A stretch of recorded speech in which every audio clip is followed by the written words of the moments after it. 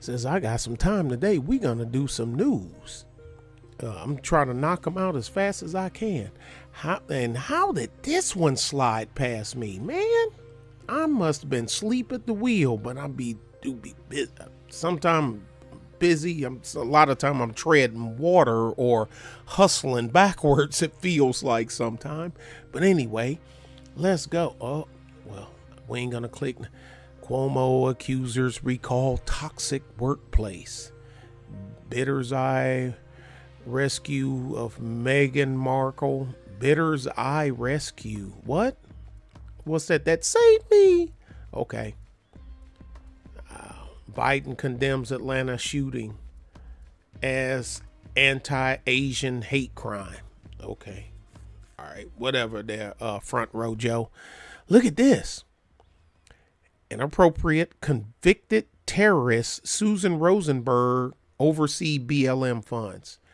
Now, before we get started in that, this ain't the first time that convicted terrorists or people with terrorist ties have been tied to fringe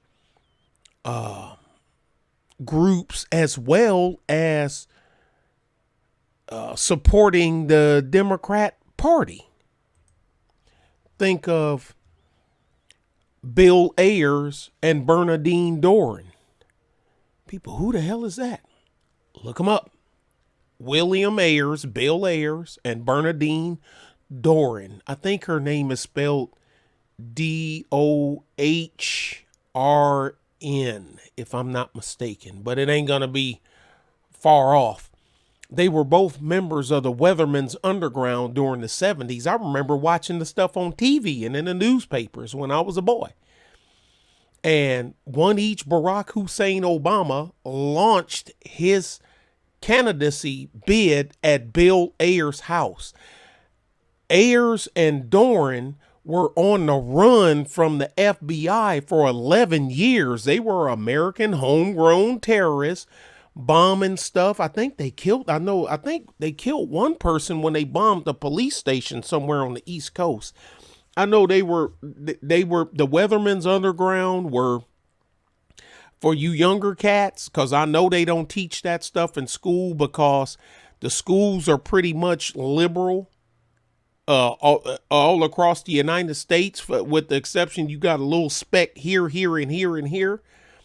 But that they love leaving out the stuff of the that they done. But Bill Ayers and Bernardine Doran, and I'm like, look, you were a member of the Weathermen's Underground, and now both of you are college professors, and one of them is Baracus Minimus Road Dog, where you gonna launch the getting. You didn't know, dude. You're a law professor. What are you talking about? What are you talking about, dude? So you didn't know who he was, but you're going to launch your presidential campaign from his house. Okay. Look, this ain't nothing new. This is new to the people that's paying attention. But this ain't new to MFers like me. Yeah, I'm a jackanate, but I'm in the groove. I'm like a needle on a record. Put the needle on the record.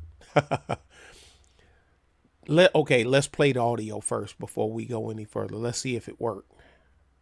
Mute myself here.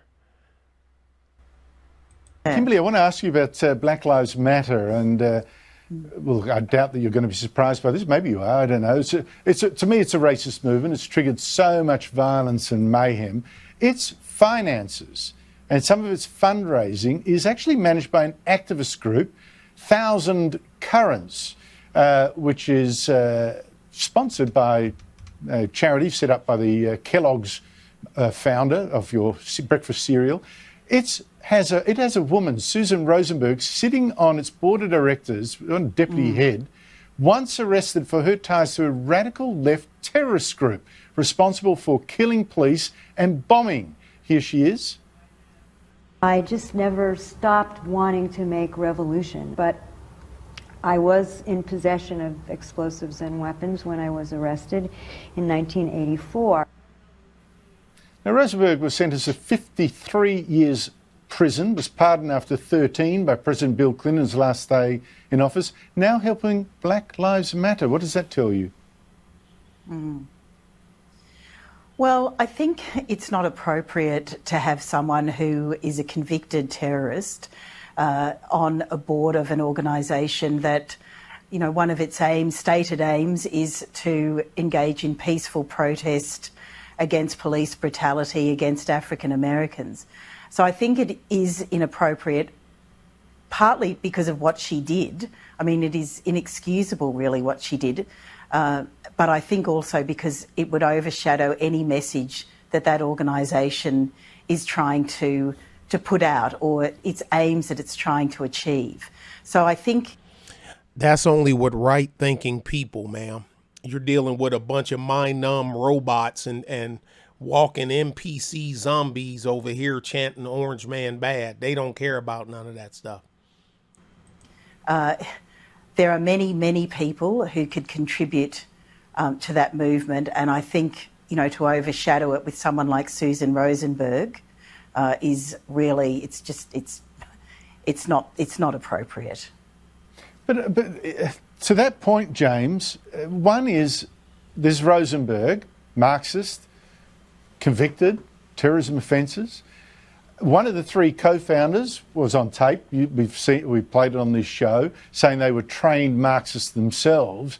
It's hardly like she's, you know, you've got this pure movement over here, and just this one person who's a bad look over there. I think it's a real problem, and I just wonder why so many people bend the knee to a movement led by such extremists. Probably, Andrew, because most people are well-intentioned. Black Lives Matter as a standalone concept is an intuitively appealing thing. Of course, Black Lives Matter, and of course there have been problems with police violence in the United States and elsewhere in the world, including in Australia. But the Black Lives Matter movement has very quickly transformed to be much more than that. It's effectively been colonised by the far left politics. They have much more radical aims than just standing up for the rights of black citizens of the United States, who want to dismantle the police, who want to redistribute wealth, who have wacky ideas about justice and reparations and fundamentally changing the character of the United States of America. And yet many people in big companies, in the media or elsewhere, are still attached to that initial appealing concept and sympathetic concept and haven't kept up to date with what it's really become. And I think probably are fearful of taking on what it has become, because others will say, well, then you're against black lives and you say that black lives don't matter. That's correct. You're a racist. If you point out they're a communist, you're a racist. Okay. I'll leave it there. This is on MSN. How did they? Now it's clipped from, but this is on MSN.com. Somebody gonna get fired over there. You ain't supposed to be putting this out. Anyway, that's it, folks. Don't worry. Somebody will be along. And look who she was pardoned by.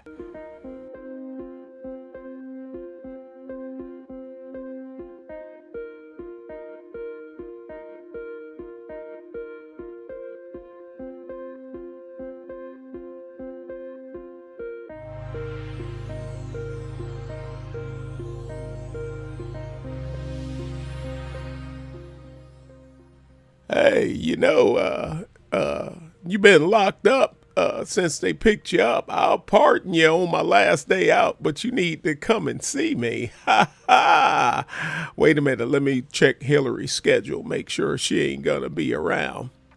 Yeah, you're free. You need to be here by 8 o'clock, but you need to be gone by 9:30. Okay, bye. Damn dirty Bill. Bye.